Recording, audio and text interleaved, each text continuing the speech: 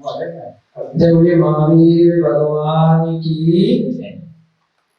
जय बोलिए आचार्य भगवान श्री सोमकीर्ति जी महाराज की जय बोलिए प्रद्युम्न कुमार की जय बोलिए आचार्य भगवान चारित्र चक्रवर्ती श्री शांति सागर जी महाराज की सभी को जय जिनेन्द्र जय गुजरंदो।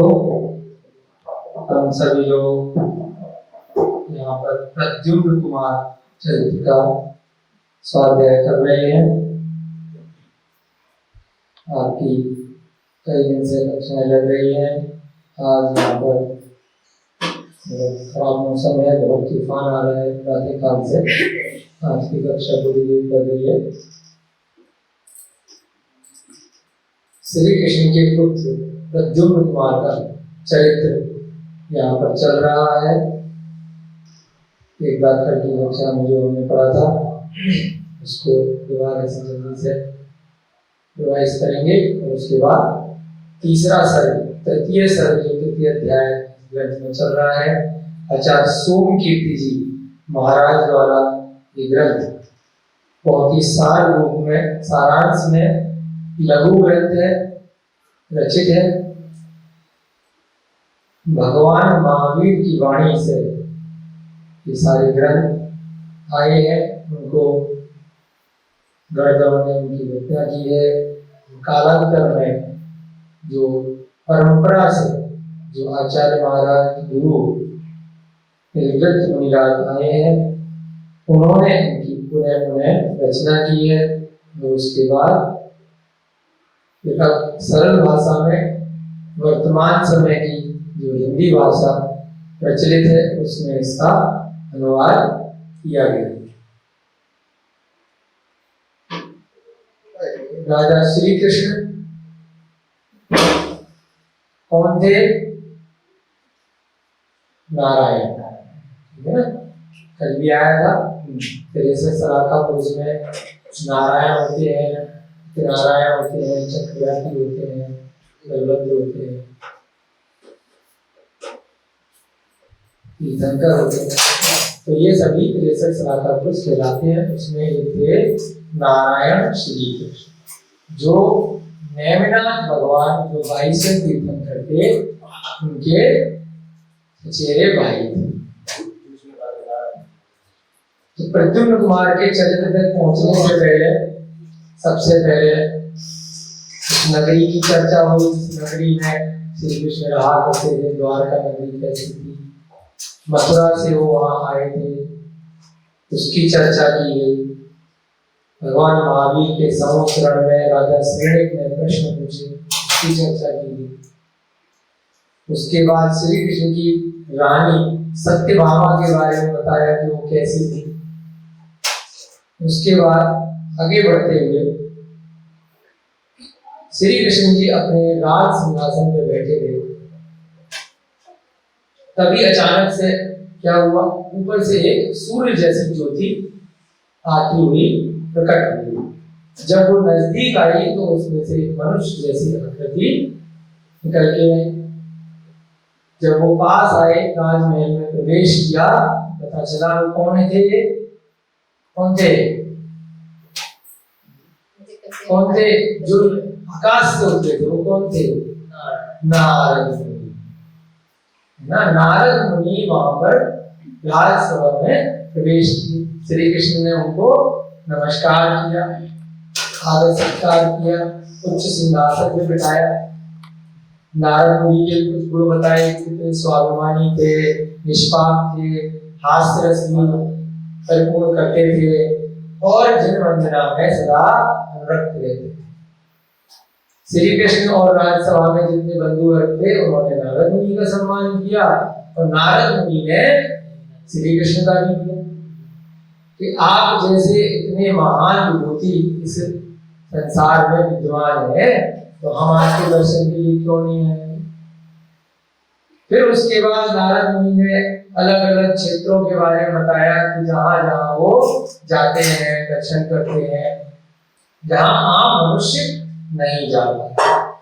नारद मुनि को क्या थी, बहुत सारी गतियां होती हैं, तो हवा में उड़ करके कहीं भी जा सकते हैं। परंतु मैंने बताया था कि जो भी मनुष्य गति का जीव होता है, चाहे वो विद्याधर हो, विद्याओं का बालक हो, चाहे वह आम मनुष्य, चाहे मुनि भी बन जाए, मुनि बनने के बाद भी चाहे उनको कितनी भी विद्यां हो जाए, चारण विद्याधारी भी हो जाएंगे, लेकिन वो 2.5 दीप के बाद नहीं हो सकता, है ना। 2.5 दीप में अपना जम्मू द्वीप आ जाता है, और जम्मू द्वीप के अंदर भरत क्षेत्र भी आता है, ऐरावत क्षेत्र भी आता है, विदेह क्षेत्र भी आता है। प्रश्न कई बार आता है कि क्या चारण बुद्धिधारी कोई मुनिराज है, क्या वो विदेह क्षेत्र जा सकते हैं? जा सकते हैं, नहीं जा सकते? बताइए शास्त्री जी। जो मुनिराज है वो मनुष्य है या देव? मनुष्य है। और उनको कोई ऐसी विद्या हो गई, जैसे सप्तऋषि के बारे में तो आपने सुना होगा ना, आपने मथुरा से पढ़ाई करी, मथुरा में आए थे तो हवा में उड़ जाते। तो क्या मुनिराज विदेह क्षेत्र जा सकते हैं?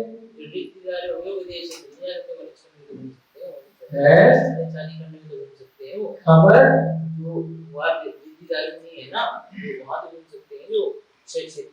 कि जा सकते हैं कि नहीं जा सकते हैं? जा सकते हैं, मना नहीं है, क्योंकि मनुष्य है। 2.5 दीप तक, 2.5 दीप कहां तक है? मानसोत्तर पर्वत तक। पूरे जम्मू द्वीप में जा सकते हैं, पूरे लवण समुद्र में जा सकते हैं, लवण समुद्र के पार जो गादकी खंड है वहां भी जा सकते हैं, कालो नदी में भी जा सकते हैं, और उसके बाद अर्ध पुष्कर यानी मानसोत्तर पर्वत 2.5 दीप तक मनुष्य जा सकता है। किसी देव की सहायता से भी जा सकता है, अपनी स्वयं की रिद्धियों से भी जा सकता है। अब जो जम्मू द्वीप है उसमें विदेह क्षेत्र भी होते हैं, और भरत क्षेत्र भी होता है, ऐरावत क्षेत्र भी होता है, और उसके साथ एक क्षेत्र और आता है विदेह क्षेत्र के बीच में। जब जम्मू द्वीप की डिटेल में चर्चा होगी तो उसमें बताएंगे आपको, और आप लोगों ने पढ़ा भी होगा, उत्तर पूर्व और देव 2 क्षेत्र होती है, जहां पर क्या होती है? भोग भूमियां।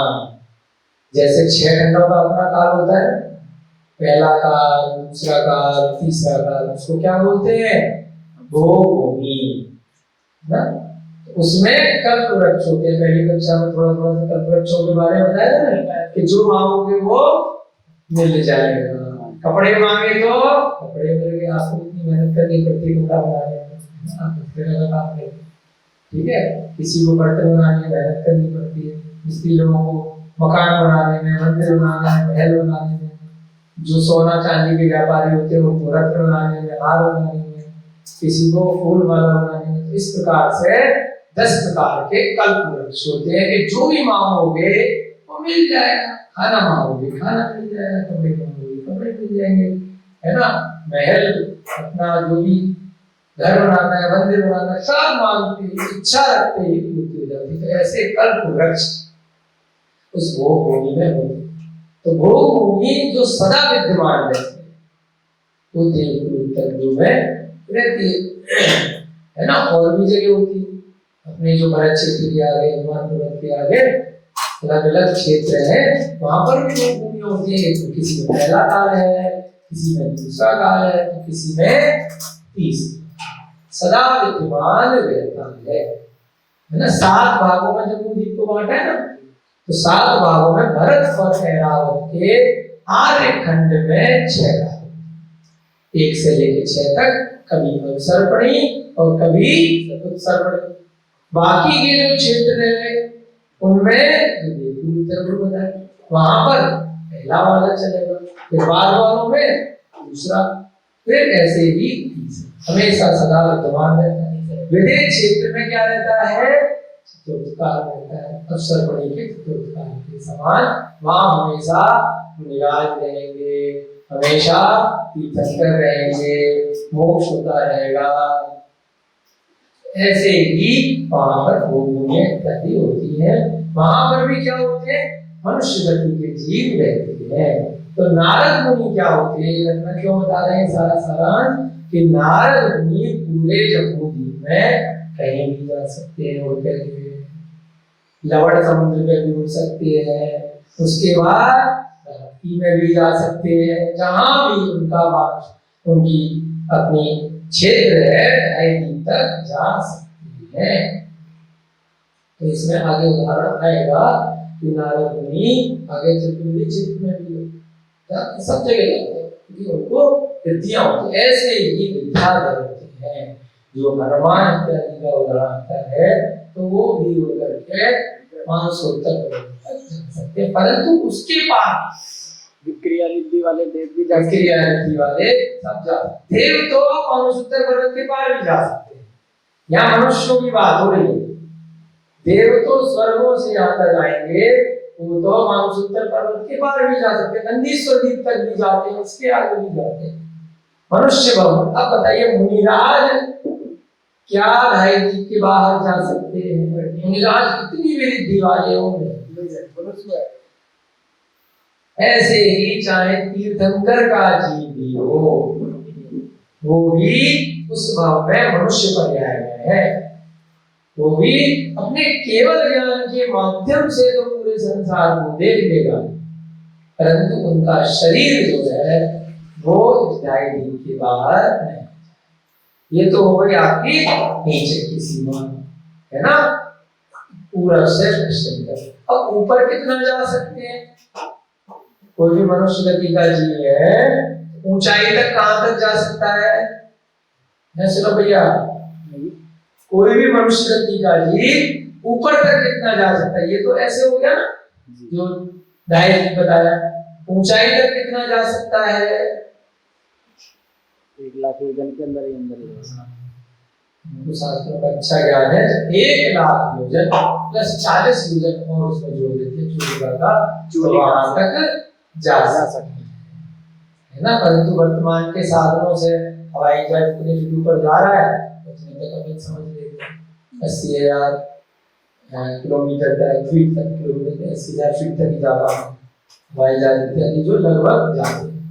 रॉकेट इत्यादि तो बोलते थोड़ा ऊपर तक चले जाते हैं, लेकिन वो भी इससे ऊपर नहीं जा पाते। वहीं से अपनी खबरें भेजते हैं और उसके बाद पहले भी 3 लोग की जो कक्षाएं लगाई हैं उनमें बहुत लोगों की भ्रांतियां दूर करी है कि किस प्रकार से ये भी एक बड़ा षड्यंत्र चल रहा है कि यहाँ पहुंच गए वहां पहुंच गए, वो अपने ही आगे करने में कहीं ना कहीं जा करके वहां से फोटो इत्यादि खींच लेते हैं, भेज देते हैं, अंटार्कटिका में पहुंच जाते हैं, वहां पूरा सेंटर बना के रखा है। तो बहुत सारी चीजें हैं, ये भी व्यापार चल रहा है। कल भैया जी शाम को दत्ता सिंह पढ़ा रहे थे माया चाय, है ना।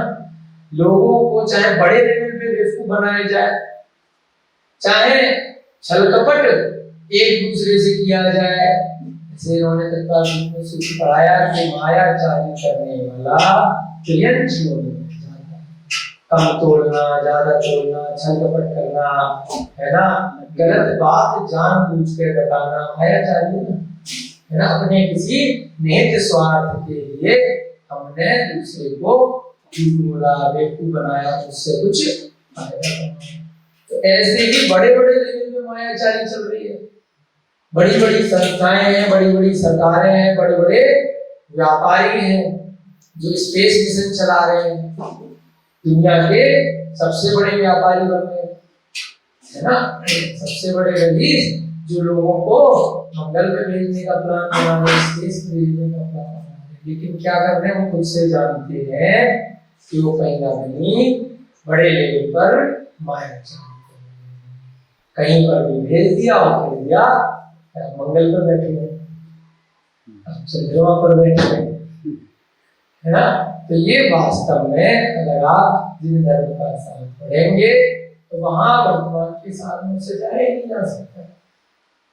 आपके पास ऐसे इधर है ही नहीं, थोड़ा बहुत कंप्यूटर है, कंप्यूटर जैसी चीजें हैं, कुछ साधन है, साइंस ने कुछ तरक्की करी है, तो उसमें फोटोशॉप है, बहुत सारी और चीजें हैं, कुछ तकनीक है जिनसे मूवीज बनाई जाती है, ऐसे ही उस तकनीक के माध्यम से मूवीज बनाई जाती है और बताया जाता है कि आप जैसा आपके माइंड में डालेंगे, जैसा आप कहीं से आए, आपको बता दिया कि आप इस देश में बैठे हैं, आप मान लेंगे। आपको आप पर पट्टी मांग के जाने लाया गया है ना, कि आपको वहां पहुंचा दिया गया जाकर के। तो वैसे ही मायाचारी चल रही है, परंतु नारद मुनि और ये सब ऐसी मायाचारी वहां पर नहीं थी। वो जहां चलते थे दे गए जिस खंड में गए। तो ऐसी चर्चा उन्होंने राजा श्री कृष्ण के सामने रखी, जहां राजा श्री कृष्ण भी नहीं जा सकते। श्री कृष्ण भी कहां तक गए? बिना रिद्धियों के टाइम के अंदर जो भरत क्षेत्र है, भरत क्षेत्र के अंदर जो आर्यखंड और 2 मलेच्छ खंड, 3 खंडों के राजा उनको कहा गया, इसीलिए उनको अर्ध चक्रवर्ती कहा गया। वहां के तो वो राजा है, परंतु वो किसी देव की सहायता से, किसी रिद्धियों की सहायता से अगर जाना चाहे तो आगे तक जा सकते हैं और गए भी थे। ये आगे वर्णन आएगा कि जब द्रौपदी का हरण हुआ था, उसको लेने के लिए वो लवण समुद्र के पार तक भी उनको छुड़ाने के लिए, है ना, तो वहां तक तो गए। परंतु राजा कहाँ के थे? राजा मात्र 3 खंड थे, 2 मलेच्छ खंड और 1। अब यहाँ पर जब वो लोग इस प्रकार से चर्चा कर रहे थे, नारद मुनि और श्री कृष्ण, कि हम कहाँ कहाँ जाते हैं और कैसे कैसे वहां जिन मंदिर है किन किन के हम दर्शन करते, तभी अचानक से क्या हुआ? वहां पर नैमिनाथ कुमार का प्रवेश हुआ। अभी यहाँ पर उनको भगवान ने बोला, क्योंकि तब वो गृहस्थ अवस्था में थे। तो नैमिनाथ कुमार का प्रवेश हुआ, और भविष्य की दृष्टि से, उसी भव की दृष्टि से देखा जाए तो तीर्थंकर बनने वाले थे। सारी जनता को, प्रजा को, नारद को, श्री कृष्ण को, सबको पता था कि तीर्थंकर बनने वाले। क्यों पता था? क्योंकि कल आपको बताया था कि कल्याणक हुए थे। तो इतने बड़े बड़े कल्याणक होंगे, स्वर्ग से देव आएंगे, ऐरावत हाथी आएगा ना, ऐरावत हाथी साक्षात इतना विशाल हाथी आएगा, इतनी देवियां आएंगी, तो सबको नजर में पता चलेगा। करोड़ों करोड़ों कितने रत्नों की वर्षा होती है ना। तो भाई नेमिनाथ भगवान जब आए, उनका सभी ने उठ के सम्मान किया, और उसके बाद नारद मुनि ने नेमिनाथ कुमार की प्रशंसा में स्तुति करी। उसके बाद सभी लोग अपने अपने आसन पर विराजमान हो गए, और साथ में एक व्यक्ति और थे, बलभद्र, इनको बलराम भी कई बार कहा जाता है। श्री कृष्ण जी की जो भाई, वो भी विशेष रूप से वो भी सलाह का पुरुषों में थे। उन सबको वहां पर अपने अपने आसन में बिठाया गया। तदुपरांत नारद ने महाराज श्री कृष्ण से कहा, आप मेरा कथन ध्यान से सुने।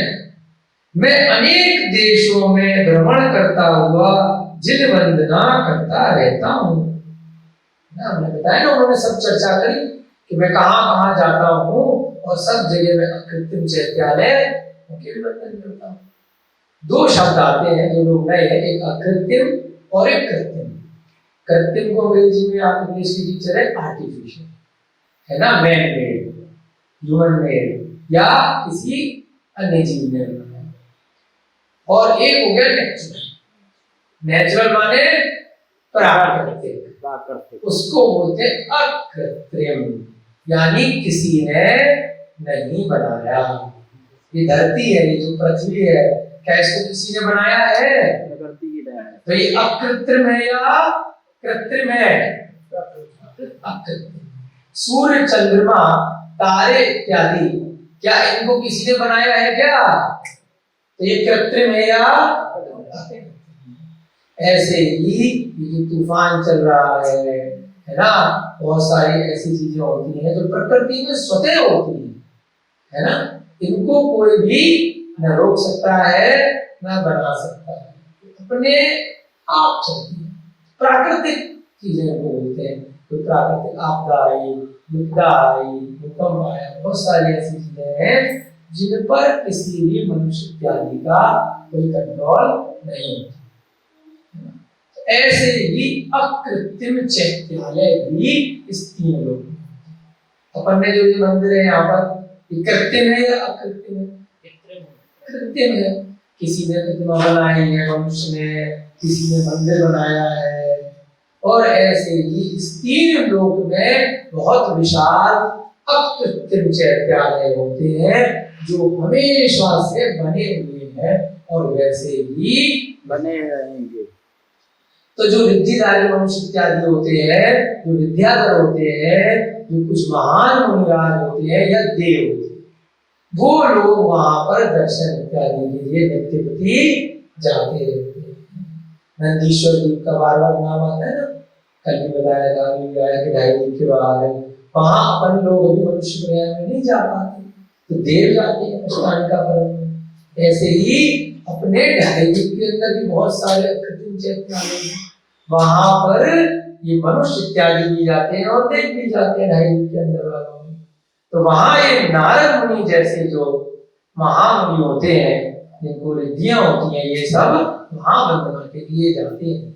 जो बड़े बड़े योजनों बड़े जिनमें प्रतिमाएं अपने आप बनी हुई है ना, यहाँ पर तो बहुत सारे मत चलते हैं। इस पंचम काल की दृष्टि से अलग अलग लोग अलग अलग मत बना रहे हैं और नए नए भी जीव आ जाते हैं। कोई भी महापुरुष बन गया तो उन्हीं के नाम पे क्षेत्र बन गए, मंदिर बन गए। अभी इसी काल के 100 वर्ष भी हुए, जैसे साईं बाबा रहे है ना, और अक्षरधाम वाले और भी बहुत सारे है ना महापुरुष रहे हैं जिन्होंने मान लीजिए अच्छे कार्य किए, सत्कार किए। उनके जो अनुयायी होते हैं उनको ईश्वर मान लेते हैं, है ना, उनको भगवान मान लेते हैं और उनका बड़ा पूजन मंदिर, बड़े बड़े विशाल मंदिर इत्यादि होते हैं। अच्छी बात है कि उनके नाम पे भंडारे लग रहे हैं, अच्छे कार्य हो रहे हैं, लोग हिंसा आदि पाप नहीं कर रहे, कम से कम उस दृष्टि से देखा जाए तो अच्छी बात है। कुछ लोग अच्छे कार्य में जुड़े हुए, परंतु वे 3 लोक के नाथ नहीं है। उन्होंने अभी संसार चक्र से मुक्ति प्राप्त नहीं करी है। अब मान लीजिए चाहे अपने महापुरुष गांधी जी हो, है ना, या वर्तमान में कोई बड़े नेता हुए, तो कई लोग क्या करते हैं, उनके भी मंदिर बना देते हैं, है ना, परंतु वो क्या है, महापुरुष हुए हैं, उनका भी मरण हुआ है। और अगर उन्होंने पूरे जीवन में अच्छे कार्य किए होंगे, है ना, मनुष्यों के लिए भी, अन्य जीव जंतुओं के लिए भी और अपनी स्वयं की आत्मा के लिए भी। बहुत सारे लोग होते हैं जो संसार का तो भला करते हैं, परंतु अपने कल्याण के लिए, अपनी आत्मा के कल्याण के लिए कोई प्रयत्न नहीं किया, तो कोई जरूरी नहीं है कि आगे उन्हें अच्छा फल मिले, उनका कल्याण हो, उनकी कौन सी गति हो, कुछ नहीं होता। उस समय तो अच्छे कार्य की। कई जगह देखा है हमने कि मनुष्यों के लिए बहुत लोग अच्छे कार्य करते हैं, उनको खूब दान देते हैं, उनकी खूब सेवा करते हैं, परंतु अपने देश में ही नहीं, विदेशों में भी और सब जगह क्या करते हैं, मनुष्यों को दान देने में मांस खिला देते हैं, है ना, मुर्गा खिला देते हैं, अलग अलग ऐसी चीजें खिलाते हैं जिससे कि दूसरे जीवों की हिंसा हो रही है और स्वयं में तो खुश हो रहे हैं कि हमने भोजन का दान दिया, भूखे को भोजन कराया, परंतु गलती से क्या कर दिया, एक व्यक्ति को भोजन कराने के लिए अगर आप डेली गरीबों को भोजन का दान दे रहे हो, कितने मुर्गों की हत्या कर दी, आपने कितने बकरों की हत्या कर दी, आपने कितने अंडे खिला दिए, तो क्या वो दान वास्तव में दान है ना। कई जगह ऐसे भोजन दान की परंपरा भी चलती है जिसमें ऐसी दवाइयां खिलाई जाती हैं जो मांस से आती हैं, ऐसी गोलियां खिलाई जाती हैं, है ना, अंडा खिलाया जाता है, तो ऐसा दान सही दान नहीं है। तो उस जीव को जाने अनजाने में उसका पाप लगेगा, जो एक तरफ अच्छा कार्य कर रहा है और दूसरी तरफ पाप कर रहा है। तो इसलिए इन बातों का भी हमें ध्यान रखना है कि हम किसी को दान दें। पहले भी बताया था ना कि अगर किसी जीव को हमने रुपया दान दे दिया और उससे वो शराब खरीद के ले आया, उससे उसने दंगे करे, है ना, हिंसा करी, तो उसका आपको भी दोष लगेगा कि आपने पैसे दिए, किसी जीव को आपने ऐसी वस्तु खिला दी जिससे उसमें तामसिक भावना आ रही है, वो हिंसा कर रहा है, विकार उत्पन्न कर रहा है, तो वो दान का फायदा है। तो आपको भी उसका आप ही लगेगा। तो दान दो तो अच्छा दान दो, और जिसको दान दो वो भी अच्छा हो और दान भी अच्छा हो, तो क्या है, सोने पे सुहागा। आदिनाथ भगवान का उदाहरण दिया था पूर्व लोक का। लेने वाले भी कितने बड़े सुपात्र थे और देने वाले भी सुपात्र थे। राजा श्रेयांश का उदाहरण, देने वाले भी कितने अच्छे थे और लेने वाले भी साक्षात तीर्थंकर थे। तो राजा श्रेयांश उसी भाव से मोक्ष चले गए। स्वयं भी पहले आहार दान दिया, फिर दीक्षा दी और फिर सीधे मोक्ष गए, है ना। तो देने वाले का और लेने वाले का दोनों की बड़ी महत्वता है। और क्या दिया जा रहा है ये भी ध्यान देना है। तो यहाँ पे नारद मुनि जहां जहां घूम के आए हैं उसके बारे में बता रहे हैं। आप भी मुझे विस्मृत नहीं करते, मेरी सदा यही अभिलाषा रहती है कि आप सुख से रहें। मतलब जहां पर भी घूम रहे हैं नारद मुनि, तो वहां पर श्री कृष्ण जी को याद करते रहते। उनके बारे में उन्होंने चर्चा सुनी है कि श्री कृष्ण जी जहां पर भी हैं सदा सुख से रहें। मुझे आपके सुख से सुख तथा दुख से दुख का अनुभव होता है। ये नारद मुनि बोल रहे हैं उनको। जैसे कोई आता है ना कि भाई आपकी माँ मान लीजिए दूर रहती है, तो आपको फोन करके बोलेगी कि बेटा तो सुखी है, तो मैं सुखी हूँ, पढ़ने के लिए बाहर भेज दिया, व्यापार के लिए भेज दिया, है ना। पति आपका कहीं बाहर काम कर रहा है, कहीं रह रहा है, तो पूरे दिन चिंता लगी रहती है कि अगर उसको कोई दुख हो गया, भोजन समय पे मिला नहीं मिला, है ना, वो होता है। तो उसके कारण से जिनका राग होता है एक दूसरे से, तो उसके दुख से दूसरा व्यक्ति दुखी हो जाएगा, सुख से सुखी हो जाएगा। इसलिए मुझ में अंतःपुर में जाकर आपकी रानियों के दर्शन की इच्छा उत्पन्न हुई है। मुद्दे की बात पे नारद मुनि आ रहे हैं कि भाई आपकी रानियों के बारे में बहुत सुना है, तो मेरी इच्छा है कि मैं उनके भी दर्शन करूं। मैं निश्चय करना चाहता हूं कि क्या आपकी रानियां भी अन्य सामान्य नारियों के जैसी है, अन्य सामान्य नारियों के सदृश है अथवा नहीं। अर्थात आप जैसी उदारता उनमें विद्यमान है अथवा उसका अभाव है। जैसे आप दानी पुरुष हैं, आप प्रतिदिन आहार इत्यादि देते हैं, आपकी रानियां जो है नखरे वाली है, या फिर वो भी ऐसी क्या है, जिन धर्म में आस्था रखने वाली है, ज्ञानी है ना, शास्त्रों का अध्ययन करती है, आपकी जैसी है, आपके बराबर की लेवल की है या नहीं है। उनकी कोई गलत भावना नहीं थी, वो तो इतने महान विद्याधारी हैं, बस वो पूरे संसार में उनका समय है तो घूमते रहते हैं सब जगह। तो भाई मैं ये चीज भी देखना चाहता हूँ। वो तो जाते हैं वहां पर। हाँ, महाराज श्री कृष्ण की अनुमति देकर नारद अंतःपुर की ओर चले, मतलब उनके नगर में भ्रमण करने के लिए। श्री कृष्ण जी हाँ जाइए, देखिए मैं क्या करती है ना, घूमिए, आप आपका नगर है। तो वो चल पड़े। उन्होंने विचार किया कि सर्वप्रथम महाराज श्री कृष्ण की पटरानी का नाम बहुत सुना है, सत्यभामा का, उन्हीं का दर्शन करना चाहिए। किनका दर्शन करना चाहिए? सत्यभामा का। सत्यभामा पिछली कक्षा में बताया था किनकी पुत्री थी? विद्याधर राजा। विद्याधरों का वर्णन बताया था। विद्याधरों में विद्या होती है, विजयार्थ पर्वत की श्रेणियों में उनका जन्म होता है, और वो यहाँ वहां भी जैसे रावण थे, हनुमान थे, बहुत सारे जीव इधर उधर भी जाकर के बसते हैं, रहते हैं। विद्याधर भी क्या होते हैं? जैसे नारद मुनि उड़ते रहते हैं, विद्याधर भी उड़ सकते हैं और तरह तरह के रूप बना सकते हैं, अपने शरीर को छोटा बड़ा कर सकते हैं। चाहे तो इनकी शक्ल बना ले, चाहे तो आपकी शक्ल बना ले, जैसा उनका मन करे, स्त्री बन जाए, पुरुष बन जाए, कुछ भी वो रूप बदल करके किसी की भी आवाज निकाल सकते हैं। उनको तरह तरह की वृत्तियां होती हैं। तो अब नारद मुनि किसके दर्शन के लिए चले? सत्यभामा के। यह विचार कर नारद उसी के महल की ओर गए। पहले क्या होता था, इतने बड़े बड़े राजा होते थे ना, तो ये नहीं है कि एक कमरा दे दिया अपनी एक रानी को, एक एक रानी के लिए एक एक महल दे दिया करते थे, है ना। तो अब उनका अलग महल था सत्यभामा का। उन्होंने दूर से ही सत्यभामा को देख लिया। भाई उनको रिद्धियां होती हैं इतनी, तो बहुत उनकी दूरदृष्टि होती है, तो दूर से ही देख लिया। उनको तो कैमरा लगाना पड़ता है, दूरबीन लगानी पड़ती है, तरह तरह के साधनों का प्रयोग करना पड़ता है। दूर से ही उन्होंने सत्यभामा को देखा। वह महाराज श्री कृष्ण के सिंहासन पर बैठकर अपना श्रृंगार करने में व्यस्त थी। और रानियां क्या करती हैं? सब महल में राजा के लिए भी सिंहासन होता है, रानियों के लिए भी होता है, लेकिन पीछे से क्या करती है रानी कि भाई अपने पति के सिंहासन पर बैठी हुई थी और अपना श्रृंगार करने में व्यस्त थी। अब समय पास कैसे करेगी?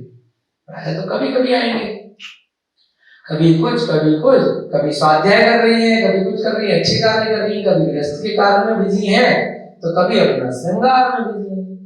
दर्पण के सामने अपना श्रृंगार कर रही है।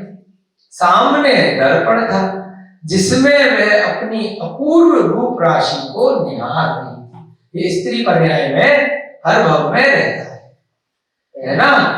चाहे कैसा भी रूप हो, लेकिन अपने को देख देख कर प्रसन्न होती रहती है ना दीप्ति जी। अब तो दर्पण की जरूरत ही नहीं, सेल्फी खींचते रहो, मोबाइल में और डालते रहो। अरे ऐसे मोबाइल में कभी कर लेते हैं। हाँ, तो फोटो खींच खींच के लगाते रहते और प्रसन्न होते रहते। तो ये स्त्री पर्याय में एक निहित चीज है, अनादिकाल से है, अनंत काल तक रहेगी, उसमें कोई कुछ नहीं कर सकता है।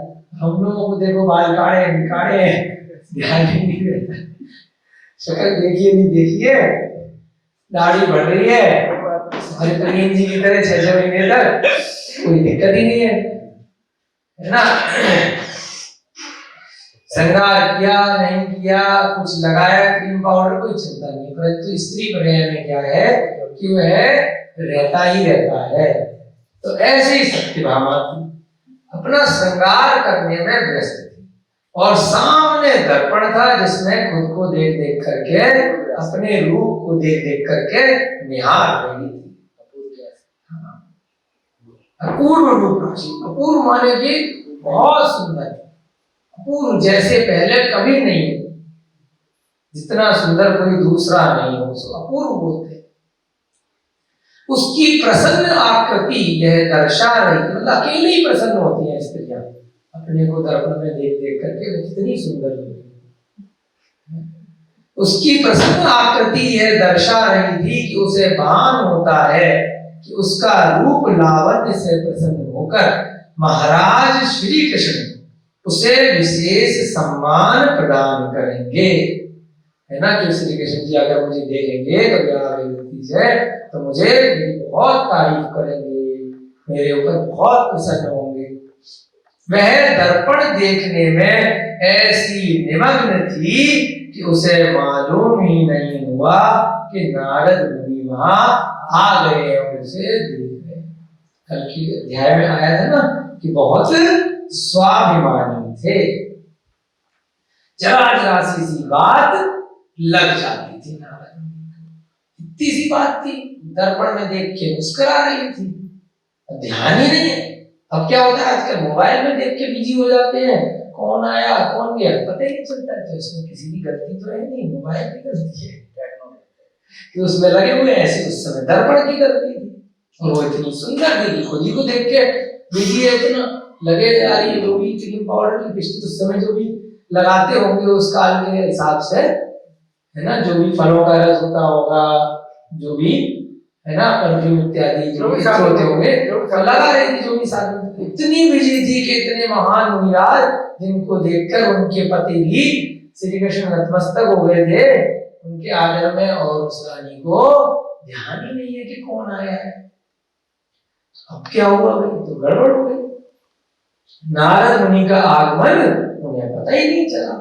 जब नारद उसके पीछे जाकर सहसा से खड़े हो गए अचानक से, तो उसने दर्पण में प्रतिबिंब देखा। पीछे कोई खड़ा हो जाएगा तो दर्पण में दिखाई दे पीछे कौन आ गया, तो दर्पण में उनका प्रतिबिंब देखा। भस्म लेपित देह, है ना। नारद मुनि क्या थे, जैसे भस्म लगी हुई उनकी देह थी, निर्ग्रंथ मुनि नहीं थे वो, है ना। ये तो कल भी बताया था ना, रिद्धिधारी आम मनुष्य थे, निर्ग्रंथ पीछ कमंडलधारी या वैसे मुनिराज नहीं थे। भस्म से लेपित देह थी एवं शीश पर जटा जूट होने से उनकी आकृति भयंकर प्रतीत हो रही थी। श्री कृष्ण जी को तो क्या था भाई, दिन दर्द में बहुत स्वाध्याय करते थे, नारायण थे, तो भले ही पहली बार भी दर्शन हुए, लेकिन अपने ज्ञान से उन्होंने जान लिया कि भाई ये वो वाले नारद मुनि है जिनका हमने वर्णन सुना है। परंतु सत्यभामा ने ऐसा कोई वर्णन नहीं सुना होगा, तो वो डर गई कि भाई ये जटायुक्त व्यक्ति भस्म से लेपित, और ये कौन आ गया जिसकी शीश पर इतने बड़े बड़े बाल हैं, जटा है, तो उनकी आकृति भयंकर लग रही थी। सत्यभामा ने तिरस्कार की दृष्टि से उस आकृति को देखा। कौन आ गया भाई, है हटो यहां से, है ना, तुम कौन हो भाई, आओ, इस तरह के तिरस्कार कर दिया। दूसरी चिपकाली उस दृष्टि से देखा कि ये तो, है ना, कोई महान व्यक्ति नहीं है, ये तो तिरस्कार के योग्य है, ये मेरे महल में कैसे प्रवेश कर गए, इतनी सुरक्षा है, इतनी दासियां हैं, और मेरे पीछे कैसे आगे गए, ऐसा कौन है, किसी ने रोका क्यों नहीं। उसने विचार किया कि मेरी सुंदर मुखाकृत के समीप किसी विकृत पुरुष की विकराल छाया कैसे आ गई, मैं तो इतनी सुंदर हूं और ये कितना विकृत है ना, विकराल छाया मेरे दर्पण में कैसे आ गई मेरे साथ। नारद को उसकी मनोदशा समझते विलंब न लगा, उसने कुछ कहा नहीं है अभी तक, कोई अपशब्द बोले नहीं है नारद मुनि को, लेकिन भाई रिद्धिधारी है ना, थोड़ा भाव से भी व्यक्ति समझ जाता है कि ये मेरे बारे में अपने मन में क्या विचार कर रहा है। ज्यादा विलंब उनको नहीं लगा कि सत्यभामा क्या सोच रही है। वे ताड़ गए कि सत्यभामा उनका तिरस्कार कर रही, उनको पसंद नहीं कर रही, उनका सम्मान नहीं कर रही। उनकी मुखाकृति क्रोध से तमतमा उठी। आया था ना, स्वाभिमानी है ना, वीतरागी नहीं है वो, कि कोई फर्क नहीं पड़ता कि मेरा कोई सम्मान करे या ना करे, तुम्हारी मर्जी। वीतरागी कौन है, ये जो प्रतिमा विराजमान है, यहाँ मंदिर में आके कोई गाली दे, भगवान को कोई फर्क पड़ेगा क्या। कोई खूब ढोल नगाड़े बजा बजा के खूब घंटों आराधना करे, भगवान को कोई फर्क पड़ेगा क्या। वो तो जैसे कर्मों से आपके जैसे भाव होंगे वैसे आपका पुण्य आपका बंदे से होगा। क्यों? क्योंकि वीतरागी है, राग द्वेष से रहित है। परंतु नारद मुनि कैसे थे, राग द्वेष, उनको तो फर्क पड़ गया कि भाई इसने मेरी इंसल्ट कर दी, दिल पे ले लिया, बढ़िया है ना। अब देखिए कितनी दिक्कत आ गई। ताड़ गए कि सत्यभामा ने तिरस्कार कर दिया और क्रोध आ गया उनको, क्रोध से तमतमा उठे। उन्होंने विचार किया कि जिसका आदर सारा संसार करता है, स्वयं नारायण जिसका आदर कर रहे हैं, श्री कृष्ण नारायण, उसे सत्यभामा तिरस्कार की दृष्टि से देख रही है। ये कौन सी तुच्छ स्त्री है ना। अब मजा चाहती है, ठीक है, उसे सत्यभामा तिरस्कार कर रही है। फलते उन्हें बड़ी गिलानी हुई, गिलानी माने खेद हुआ।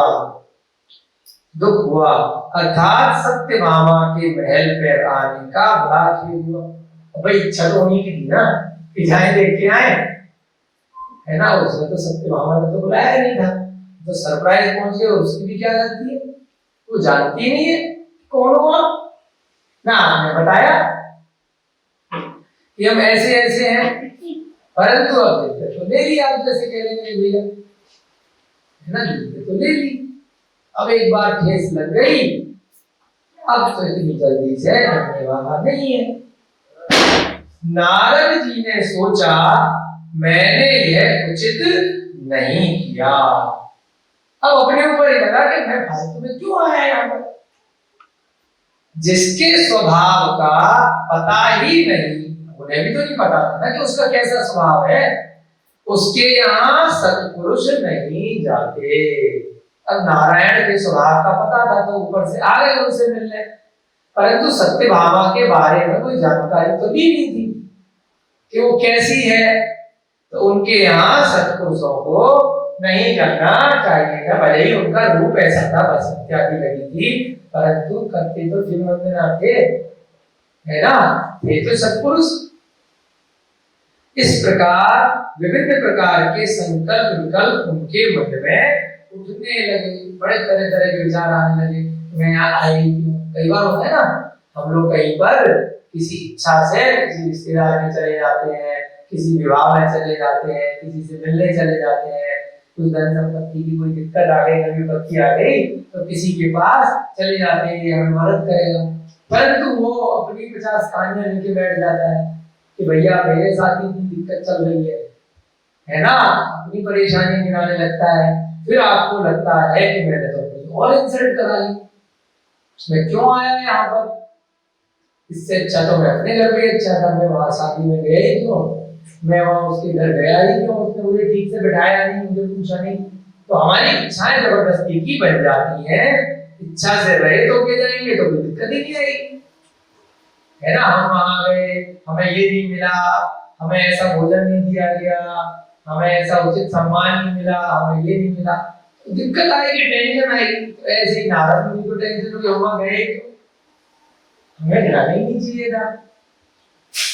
इस प्रकार विभिन्न प्रकार के उनके मन में संकल्प विकल्प आने लगे। वे इस घटना चक्र का कारण सोचते हुए महाराज श्री कृष्ण के अंतःपुर से बाहर निकले एवं सीधे कहां चल पड़े, कैलाश पर। उन्होंने कहा बहुत हो गया, अब हाल में है, चलो भैया अब इनके नगर से निकलो, यहाँ की रानी ऐसी है, अपनी बड़ी इन्फेंट हो गई, चलो भैया कैलाश पर। अभी इस कैलाश पर्वत पर आदिनाथ भगवान नहीं बैठे, आदिनाथ भगवान का काल तो निकल गया, ये तो 22वें तीर्थंकर का काल चल रहा है। अभी ये मत सोचिएगा कि आदिनाथ भगवान के दर्शन करने गए हैं, परंतु कैलाश तो वही कैलाश है ना। वहां पर बड़े तपस्वियों की भूमि है ना। आदिनाथ भगवान वहां से मोक्ष में बताते हैं कि आज भी भरत चक्रवर्ती के बनाए हुए चैत्यालय निर्मित आज भी वहां पर है। हम लोग नहीं जा पाते, है ना। कोदनपुर में बाहुबली भगवान आज भी विद्यमान है, नहीं जा पाते। इसीलिए चामुंडराय की माता ने प्रार्थना की कि मुझे वहां लेके जाना है, परंतु क्या हुआ, सिद्धार्थ चक्रवर्ती के आशीर्वाद से यहीं पर वो मूर्ति बन गई। तो भैया अभी नहीं जा सकते इस काल में वहां, तो बाहुबली की अनुपम मूर्ति श्रवण बेलगोला में, है ना।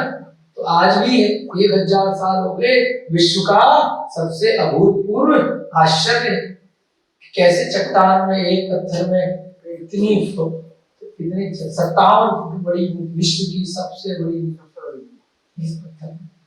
तो ऐसे नारद मुनि अब उस कैलाश पर्वत पर,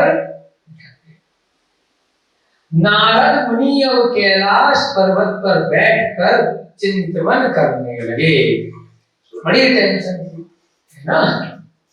मनुष्य है ना, क्या करें, मनुष्य है तो ये सब चीज तो रहेगी। अभी महामुनिराज तो बने नहीं, वे पहले से ही अशांत तो थे ही, उनका हृदय बारंबार कह रहा था कि मैं तो भक्ति का भूखा हूं, है ना, मैं तो क्या हूं, भक्ति का भूखा हूं। उनकी इच्छा है कि बस जहां भी जाऊं लोग मुझे भक्ति करें। जो मेरा आदर करता है उसे मैं हृदय से मानता हूं, और जो मेरा तिरस्कार करता है उस पर मैं क्रोधित हो जाता हूं।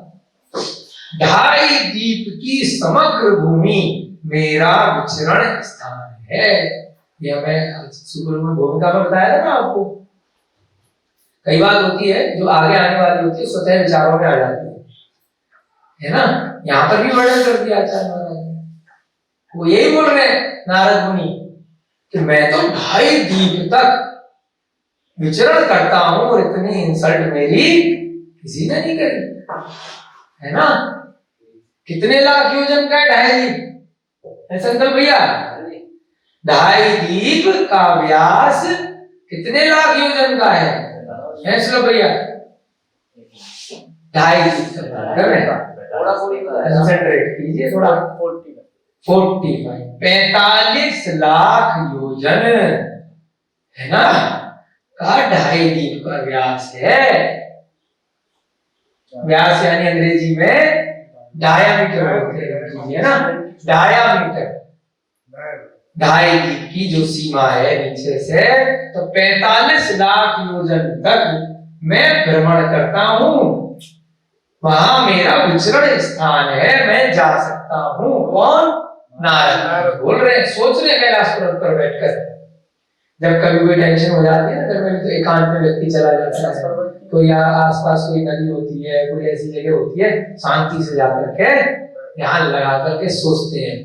कभी झगड़ा हो गया घर में पति पत्नी का, या आपस में पड़ोसी का, या ऑफिस में बॉस का, है ना। हाँ बिल्कुल बच्चे तो नहीं होता ये वाला। तो अब 2.5 दीप में मेरा तो विचरण स्थान है, वहां के अधिवासी मेरी वंदना, सारे लोग मेरी वंदना करते हैं, किंतु ये सत्यभामा ने मेरा निरादर किया है ना। अभी भी टेंशन है इतनी दूर जाके भी। तो अवश्य ही उसका हृदय कलुषित है। इसका मतलब क्या है? वो अच्छी स्त्री नहीं है, उसका हृदय अच्छा नहीं है। श्री कृष्ण जी को अच्छी रानी नहीं मिली है, कलुषित हृदय वाली है। कलुषित माने जिसमें कुछ दोष है, बुरे विचारों वाली है। अब अतः मुझे क्या करना चाहिए? मैं तो श्री कृष्ण जी का हितैषी हूं, उनका हित चाहने वाला हूं, तो मुझे कोई उपाय करना चाहिए। इस सत्यभामा से इनको दूर करना चाहिए, ये तो इनको खराब कर देगी। मुझे कुछ उपाय करना चाहिए। किस प्रकार उसे कठिन दुख का सामना करना पड़े, उसका अभिमान अवश्य चूर होना चाहिए, है ना। मान कि भाई उसको अपने रूप पे इतना घमंड है, जो रूप यही रह जाने वाला है ना। चतुर्व्यक्तियों का वर्ण, बड़े बड़े कौन से शूरवीर सब चले गए, सब रूप रंग सब यही रह गया। सिर्फ स्त्रियों का रूप रंग भी कब तक है? जब तक युवावस्था है। कितने दिन का है? उसके बाद तो 30 वर्ष। वर्तमान की पर्याय से देखेंगे तो 30, 35, 40 साल, 45, 50 साल तक फिर देरी रात, है ना। तो ये ऐसे ही, चाहे स्त्री का हो या पुरुष का हो। पुरुष भी बहुत अपने आप पे रूपवान बॉडी बिल्डर करते हैं, बनाते अपने आप को। कितने दिन चलता है गोलियां खा करके बॉडी बना के, उसके बाद रोग लग जाते हैं, है ना। कि मैंने इतना बहादुर, इतना वीर, सिकंदर का भी उदाहरण दिया था, कितने बड़े बड़े, तो अभी के काल से इसलिए है ना, दारा सिंह बोल रहे भैया। तो ऐसे ही जब चक्रवर्ती भी चले गए, नारायण भी चले गए, तो वो फिर रूप कितने दिन रहने वाला है। तो नारद मुनि ने क्या सोचा कि इसका मान, इसका जो अपने रूप का अभिमान है, उसको मैं कैसे सीख दूं। मैं उसे दुखी देखकर ही शांत बैठूंगा। बदले की भावना आ गई। मनुष्य भावे ये अच्छी चीज नहीं है कि हम अगर नारद मुनि की ये आदतें कॉपी करने लगते हैं, है ना। हम अच्छे व्यक्ति कब हैं? जब हमें सबकी अच्छी बातें सीखनी है। किसी विशेष व्यक्ति में भी अगर कोई खराब आदत है, हम किसी अगर हीरो को कॉपी कर रहे हैं उसकी मूवी देख के, और अगर वो शराब पीने का एड देता है या फिल्मों में सिगरेट शराब पीता है, तो हमें कॉपी नहीं करना। अच्छे चीजों को हाँ, कि भाई उसने जनता की सेवा करी, उसने किसी का अपहरण होने से बचाया, उसने किसी, है ना, किसी का बुरा हो रहा था उसकी रक्षा करी, है ना। तो अच्छी बातें तो सीखनी है, परंतु अपन साथ साथ क्या सीखते हैं कि हमारा हीरो गलत काम कर रहा है, शराब भी पीता है ना, शराब का एड भी दे रहा है, तो अपन क्या करते हैं वर्तमान में उसकी खराब आदतें। तो नारद मुनि की ये कुछ खराब आदतें हैं। अच्छी आदत क्या है? जिनेंद्र के लिए जाते हैं, अच्छे अच्छे सत्पुरुषों के पास जाते हैं, समुद्र में भी जाके बैठते हैं।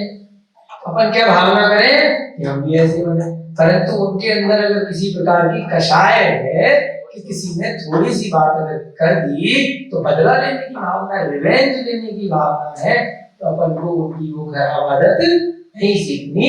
वर्तमान में वर्णन आया है तो समझना है कि ऐसा ऐसा उन जीवों ने किया था।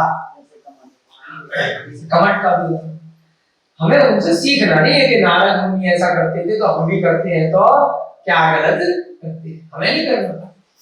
ठीक है, हमें तो सबकी अच्छी आदत है। अब नारद मुनि क्या कह रहे हैं कि मैं तो सत्यभामा को दुखी जब तक नहीं देख लूंगा जब तक मुझे शांति नहीं मिलेगी।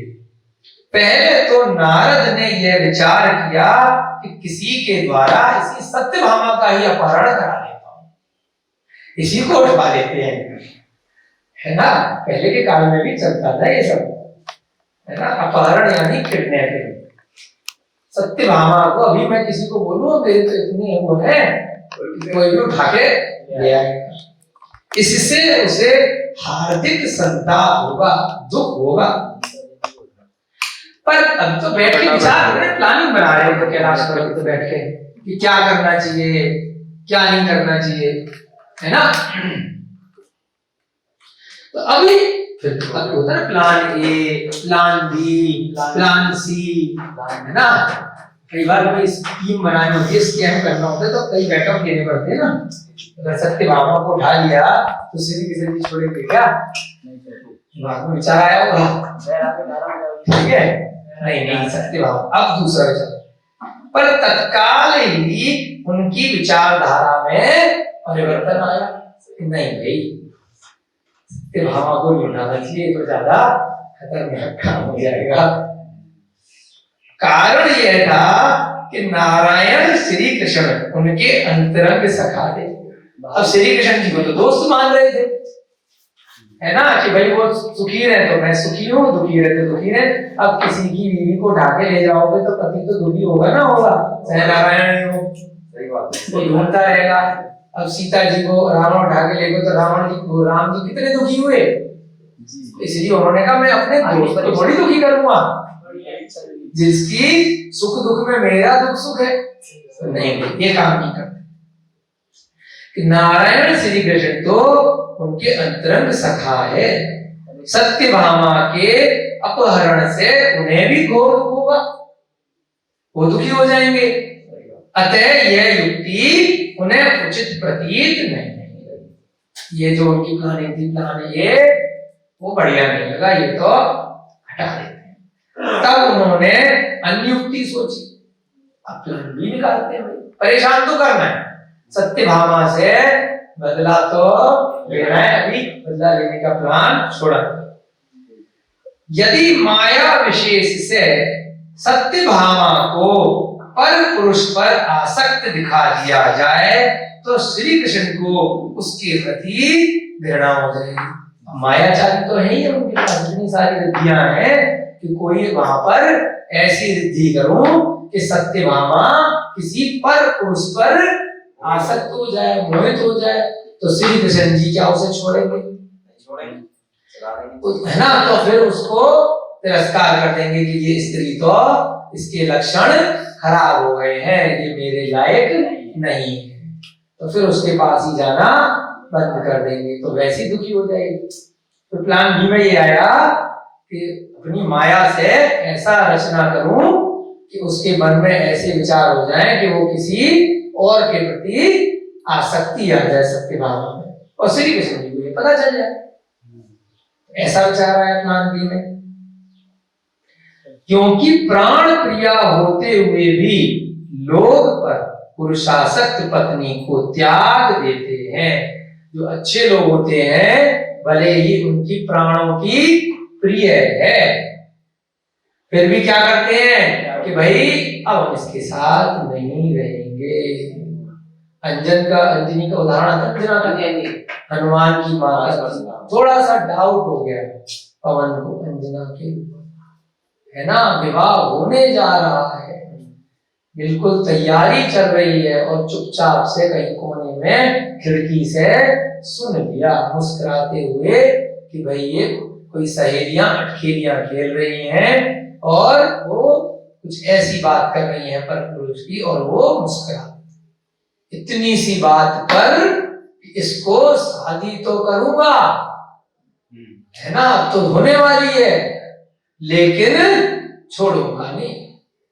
तो उस इतनी सी बात पर 22 साल के लिए छोड़ दे। कहीं कहीं सास का भी आता है ना इसका, मतलब कैसे, है ना, 22 साल के लिए छोड़ दिया। हाँ, कि भाई वन में छोड़ दिया, क्या किया? नहीं कि अब मैं उसके पास ही नहीं जाऊंगा, अच्छा, अलग ही महल में रहे अपने, जाऊंगा ही नहीं पुरुष के। तो ऐसे करते हैं सब पुरुष। तो ऐसे ही श्री कृष्ण जी के बारे में बोला कि अगर वो परपुरुष पे आसक्त दिख गई तो जाना ही बंद कर देंगे, अपने आप टेंशन में परेशान रहेंगे, श्री कृष्ण को उसके प्रति घृणा आ जाएगी। क्योंकि प्राण क्रिया होते हुए भी लोग पुरुष पे आसक्त स्त्री को क्या करते हैं, त्याग देते हैं।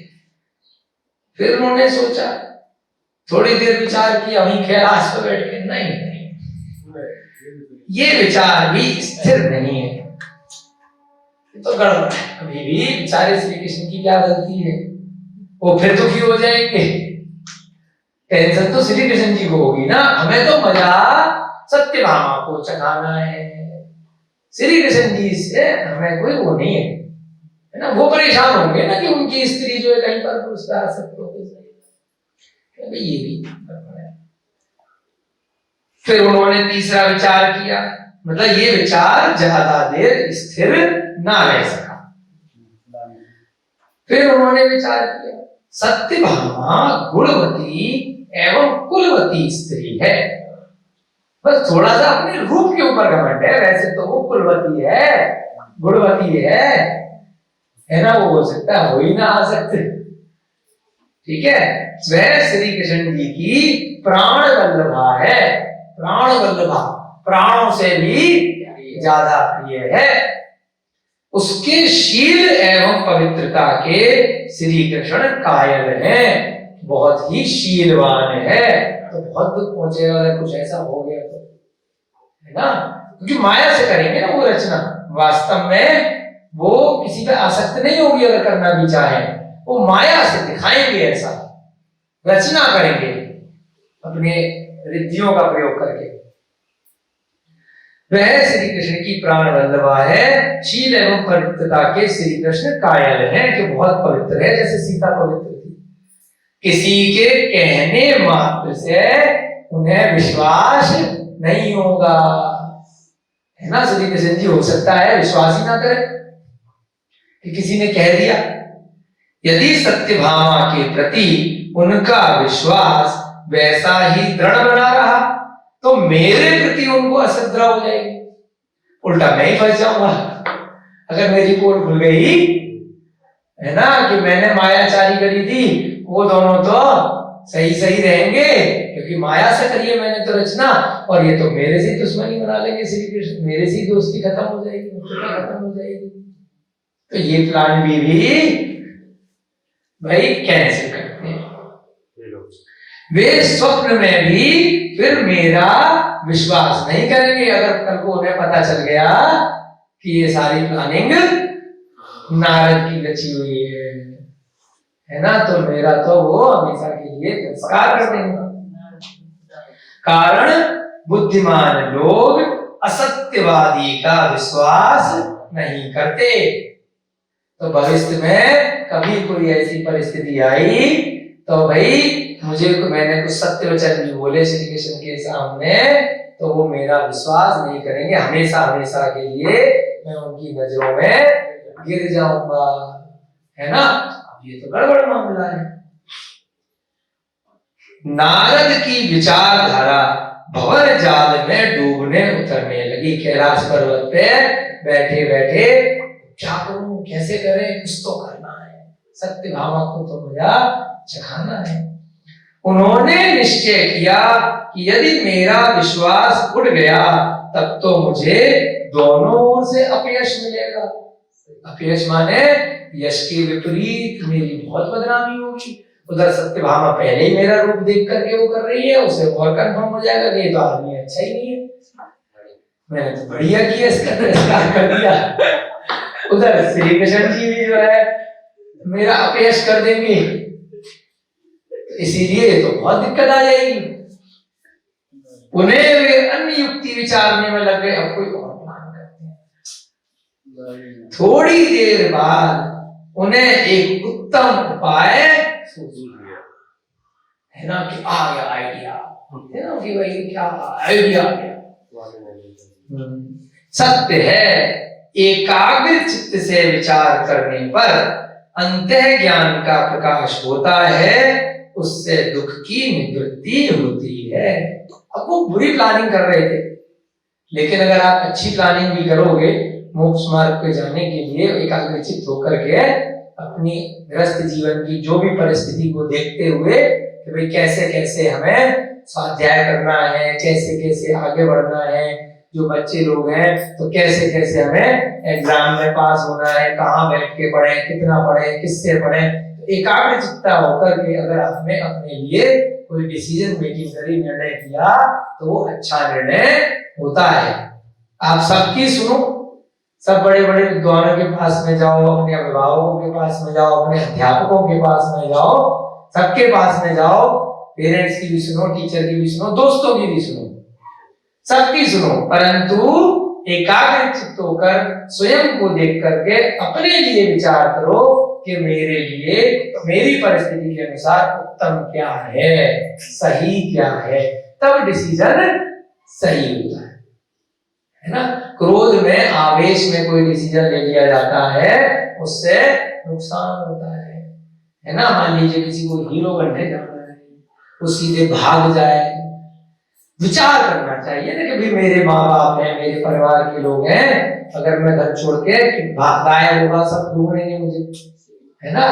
तो भाई मेरे लिए सही समय पर सही कार्य क्या है, उस हिसाब से विचार करना चाहिए। तो यही ये बात बताई है कि शांति पूर्वक कैलाश पर्वत पे बैठ करके एकाग्र चित्त जब उन्होंने विचार किया, तो अब उनके पास तीसरा प्लान आया, उससे उनकी दुख की निवृत्ति हुई। अब नारद जी ने तीसरा क्या विचारा कि नारियों के लिए सौत का दुख ही सबसे बड़ा दुख है। सौतन बोलते ना, अभी तक तो श्री कृष्ण जी की एक ही रानी है, पटरानी।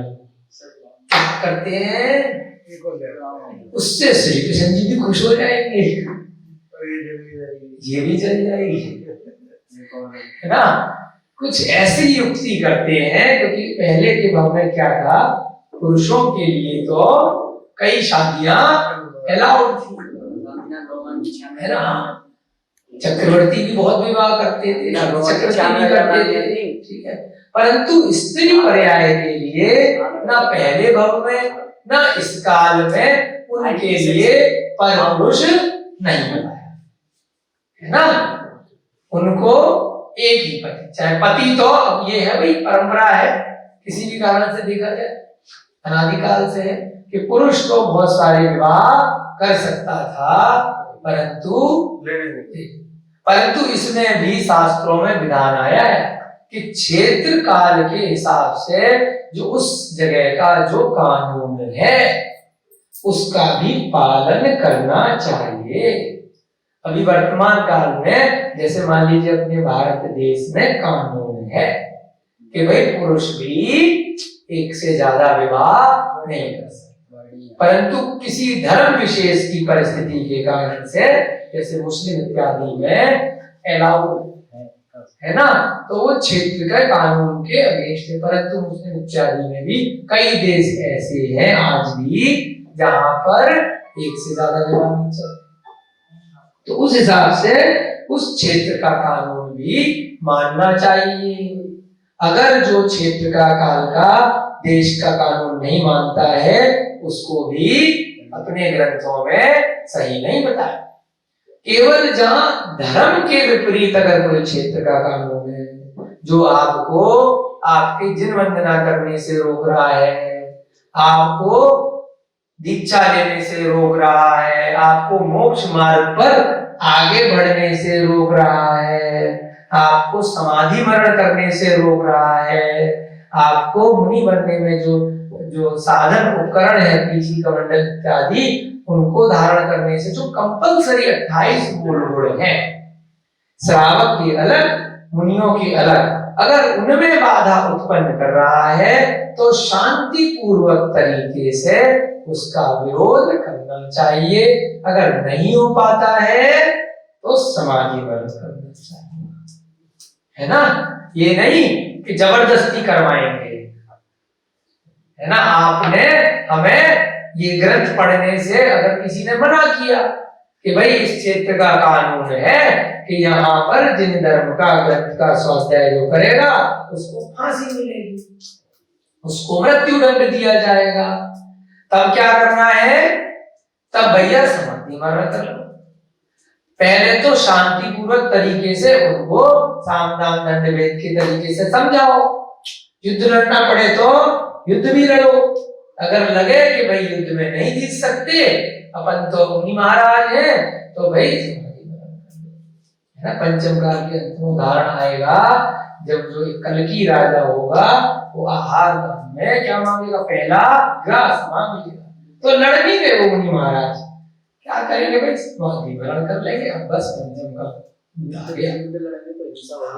नहीं, गृहस्थों के लिए तो युद्ध लड़ना बताया है, अभी आएगा इसमें। श्री कृष्ण जी में लड़े और नेमिनाथ भगवान ने भी गृहस्थ जीवन में युद्ध लड़े उनके साथ में, शांतिनाथ भगवान ने भी लड़े, सब चक्रवर्ती लड़ते।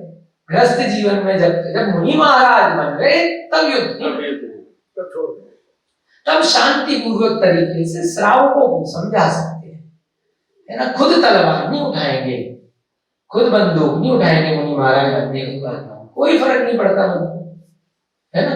तो ऐसे ही यहाँ पर नारद ने क्या विचार किया, इसकी सौतन ले आते हैं।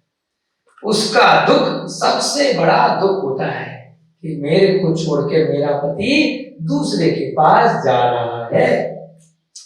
वे वैद्यवस्था, निपुतावस्था एवं दरिद्रता जैसे दुखों को झेल लेती है, किंतु सौत का दुख उन्हें असह्य होता है, सहन नहीं कर सकती कोई भी स्त्री, है ना। वैद्यवस्था यानी कि विधवा हो जाना पसंद है कि मेरा पति मर गया। निपुता अवस्था, पुत्र नहीं हुआ, ये पसंद है।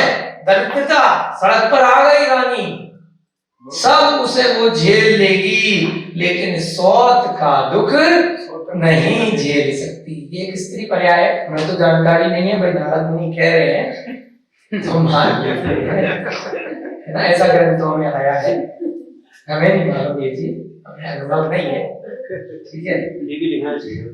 ओके, नहीं ये तो भाई उनको तो अनुभव होगा ना, इतने ज्ञानी पुरुष ने लिखा है, तीर्थंकर की वाणी से आया है, उनके तो केवल ज्ञान में सारी चीज आ गई। क्या नारद जी का भी विवाह हुआ था? नारद जी का तो उनका शब्द तभी तो वर्णन नहीं किया इसलिए। ना, यह धारणा उनके चित्त में दृढ़ हो गई। अब ये प्लान सी कंफर्म हो गया, प्लान सी की सौतन लेके वे यही निश्चय कर ढाई दीप की अपनी विचरण भूमि में किसी अनन्य रूप सी खोज में निकल पड़े कि चलो ढाई दीप में 45 लाख योजन में घूमते हैं, कोई सत्यभामा से भी सुंदर स्त्री को ढूंढते हैं श्री कृष्ण के लिए, अपने लिए नहीं ढूंढ रहे हैं, श्री कृष्ण जी के लिए ढूंढने निकल पड़े। और फिर वहां जाके मायाचारी करेंगे कुछ ऐसी कि श्री कृष्ण जी से उसका विवाह हो जाए, ऐसी सेटिंग बाद में बढ़ाएंगे, पहले तो अभी ढूंढते हैं मिलती है कि नहीं मिलती है। अब उनके लिए कोई दिक्कत जैसी चीज नहीं है। आज की कक्षा का आपका समय हो रहा है। प्रथमा योग की ग्रंथ ऐसे ही है ना, कि इतना इसमें एंटरटेनमेंट भी रहता है, उसके साथ साथ शुरू में बताया था ना पहले दिन कि धीरे धीरे करके अंदर आपके वैराग्य अपने आप आ जाएगा, आपको पता भी नहीं चलेगा कब वो गुड़ के अंदर नीम की गोली आपको खिला दी जाएगी और आपकी बीमारी ठीक हो जाएगी, पता ही नहीं चलेगा। तो इतनी बढ़िया सौंदर्य रस के साथ में, श्रृंगार रस के साथ में इन आचार्यों द्वारा ये ग्रंथ रचे गए हैं, उनका हम लोगों पर बहुत बहुत उपकार है। इसको खत्म कर दिया। चलिए, आज की कक्षा का आपका समय हो रहा है।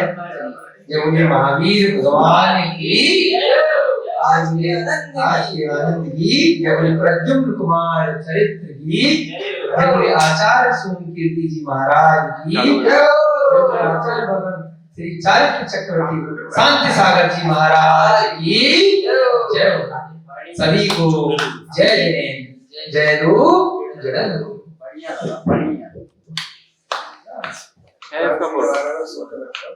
कल क्या आएगा? कल क्या आएगा?